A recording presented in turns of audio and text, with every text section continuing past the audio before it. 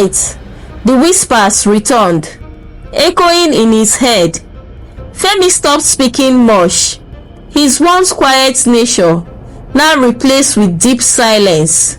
Only Sheyi seemed unaffected. "E no matter," he scoffed one night. "We don't arrive. Nobody fit touch us." But he was strong because someone was already hunting them. In a dimly lit office at the Lagos State Criminal Investigation Department, a tall, rugged-looking man flipped through a series of crime reports. Detective Olaito, for years, he had chased Aginyi, but every time he got close, the gang slipped through his fingers. Now, a fresh case was on his desk. A man brutally murdered at an unknown shrine.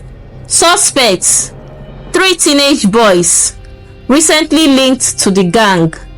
Olaito's eyes narrowed as he studied their photos. These ones no go escape. He reached for his gun. It was time to hunt. The boys enjoyed their wealth, but paranoia begins to creep in. The ghost of their victims won't leave them alone. The gang has other plans. They aren't just members, they are sacrifices. Detective Olaito gets closer, and the net tightens. Wealth was supposed to bring peace, but for Taju, Sheyi and Femi, it brought only nightmares. Taju could no longer sleep without hearing the agonized screams of the man they had sacrificed. Shadows flickered in his room at night, whispering his name. The scent of dried blood clung to his hands. No matter how many times he washed them, Femi had withdrawn completely. He rarely spoke, and when he did, his voice was empty, hollow, like someone who had seen death and knew it was coming for him. Only Sheyi remained unchanged, spending recklessly, partying, and acting like a king in Mushi. He laughed at Taju's paranoia. "All this fear no go help you, my guy. Money dey flow, enjoy am." But Taju knew better. They had paid in blood, and something was coming to collect. Detective Olaito was a patient man. For 5 years he had hunted Aginyi, but their rituals and fear tactics had made it almost impossible to find solid evidence. But now, 3 teenage boys had entered the scene. Fresh recruits, still reckless, still vulnerable. That was his way in. Through an informant, he learned that the boys had recently moved into a luxurious apartment in Surulere. He visited the neighborhood in plain clothes, watching them closely from afar. He saw Sheyi swaggering into a club, throwing money around. He saw Femi sitting alone on a balcony, staring into the distance, like a man waiting to die. And then he saw Taju, restless, alert, always looking over his shadow. Detective Olaito smiled to himself. At exactly 2 a.m. in the morning, Taju's phone buzzed. A message. "Meet Baba Kazim at the warehouse. Come alone." Taju's heartbeat quickened. Something felt wrong. He woke Sheyi and Femi. "I don't trust this meeting." Sheyi yawned and waved him off. "Guy, relax. Baba just won't give us another walk." But Femi was already shaking his head. Something no pure. Still, they had no choice. At the warehouse, Baba Kazim sat in his usual spot. Alhaji beside him. A large yellow candle burned in the center of the room, the flickering lights casting airy shadows on the walls. Baba Kazim spoke calmly. "E don reach time for una next step." Alhaji handed him a folded paper. Taju unfolded it, and his blood ran cold. There were 3 names on the list. his mother's name, Femi's little sister's name, Seyi's cousin's name. Seyi laughed, thinking it was a joke. Baba, this one no fit happen. Baba Kazim's face darkened. You think say we dey play? Alhaji pulled out a gun and placed it on the table. Una get 3 days. The room fell silent, and for the first time, Seyi's confidence wavered. Back at the apartment, the 3 boys sat in stunned silence. Taju's head spun. They won't make we kill our own blood. Seyi was shaking. I no fit do am. My cousin dey live for my papa house. My mama go know say na me. Femi buried his face in his hands. My sister be only 12. She never even see life. For the first time since joining the gang, the reality of their situation hit them fully. They had been fools to think wealth came without consequences. There was only one option left. Taju looked up, his voice firm. We must run.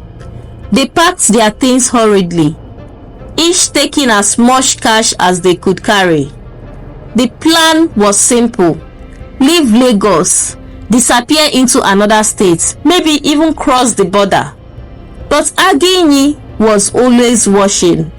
As they stepped out of the apartment, 3 black SUVs blocked the street. Men with guns stepped out, their face expressionless. Alhaji was at the center. Taju's blood froze. Where una dey go? Alhaji asked, his voice calm but deadly. Seyi made a move to run.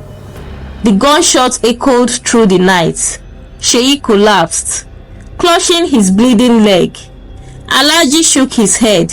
I talk am before, no turning back. Taju and Femi were grabbed roughly and shoved into one of the SUVs. As they sped off, the realization hit them. They were prisoners and there was no escape.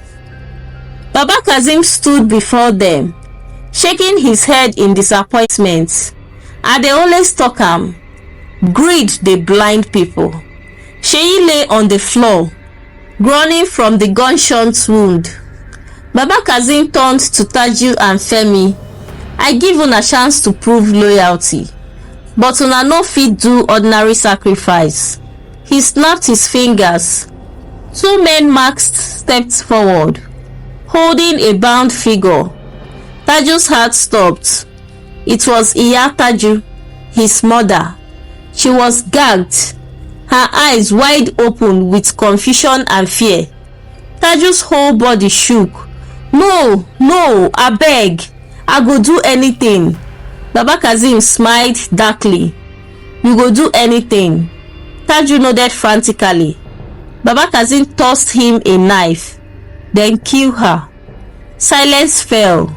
Taju's hand trembled as he gripped the cold blade.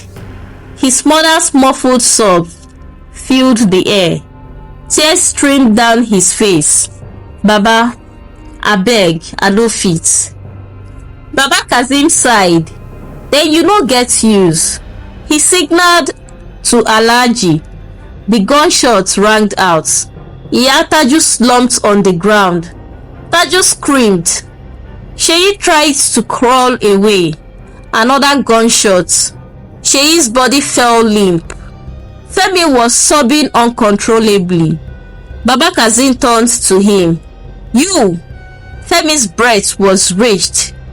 He looked at Taju, at Seyi's lifeless body, at Iya Taju's blood pooling on the floor. Then in one swift motion, he grabbed the knife and plunged it into Baba Kazim's chest. Baba Kazim staggered backwards, his eyes wide in shock as the blood poured from his chest. The great and feared leader of Againi has never imagined that one of his own boys would turn on him. Femi, breathing heavily, tightened his grip on the bloodied knife. His entire body was shaking. Alhaji roared in rage. Kill them! Gunshots exploded in the air. Taju grabbed Femi and they sprinted towards the warehouse doors. The other gang members hesitated, momentarily stunned by their leader's collapse, but only for a moment. More gunshots followed.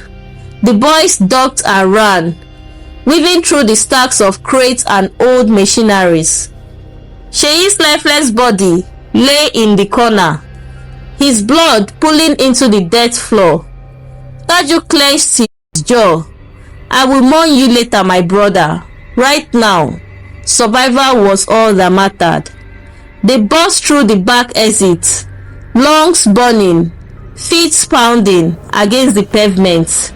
The city of Lagos stretched out before them, loud, chaotic, and indifferent to the blood on their hands. But Aginyi will not let them escape so easily. The hunt began. Taju and Femi ran without direction, weaving through dark alleys and abandoned buildings, their hearts pounding like drum beats.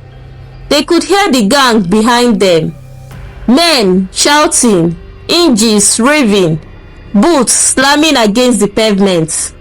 They needed to disappear. Inside there, Taju yanked Femi into an abandoned shop, ducking behind old wooden shelves. They held their breaths as the gang members ran past outside. Femi wiped his hands with his sleeve, his whole body trembling. We go die today. No. Taju shook his head. We no fit die like this. Femi let out a bitter laugh. Sheyi don go. Your mama don go. Who remain? Taju clenched his fist. We remain. Suddenly, police sirens wailed in the distance, and that was when Taju realized Detective Olaito had found them. The police raid was swift and brutal. Detective Olaito and his men stormed the streets, sirens blaring, megaphones shouting, "Drop your weapon, police!" Aginyi had no intention of surrendering. Gunfire erupted, turning the slum into a war zone. Taju and Femi used the chaos to slip away, but not before seeing something that made their blood run cold. Baba Kazim was still alive. Alhaji was carrying him into a black SUV, his agbada soaked in blood, his face twisted with rage, and before the car sped off, Baba Kazim locked eyes with Taju. Even near death, his message was clear. This is not over. Taju and Femi found themselves in a small church on the outskirts of Lagos. It was almost empty except for an old pastor who looked up at them with weary eyes. "You boys look like men running from death," he said. Taju nodded, his throat dried. "We dey find help." The pastor sighed and gestured for them to sit. "The wages of sin is death, my sons, and death is already looking for you." Femi buried his face in his hands. "We no get anywhere to go." Before the pastor could respond, the door suddenly burst open. Two men in dark clothes stepped inside. Aginyi has found them. One of them smirked. Baba Kazim sent message. Before Taju could react, the first man pulled out a gun and shot Femi in the stomach. Femi gasped, clutching his stomach as blood spilled over his hands. His legs buckled and he collapsed onto the church floor. "No, no, no!" Taju screamed, catching his friend. Femi's breaths were shallow, his eyes flickering. "Taju," he swallowed hard. "Run!" Taju shook his head violently. "I no fit leave you." Femi grip tightened on his shirt. "If you no run now, e go all be for nothing." Tears blurred Taju's vision. The pastor, his hands trembling, tried to stop the bleeding, but it was too much. Femi coughed, a weak smile on his lips. Sheyi, go dey wait for me. Then his grip loosened and Femi was gone. Taju let out a broken scream. The Aginyi men stood by the door, watching with amusement. One of them raised his gun. Baba Kazeem say make you follow your friend. But before he could pull the trigger, a gunshot rang from outside. Detective Olainto had arrived. The church became a battlefield. Detective Olainto's men stormed in, exchanging gunfire with the Aginyi assassins. Taju, blinded by grief and rage, grabbed gun from one of the fallen men and fired blindly. Bullets whizzed past him. The pastor screamed and ducked behind a pew. Taju didn't care anymore.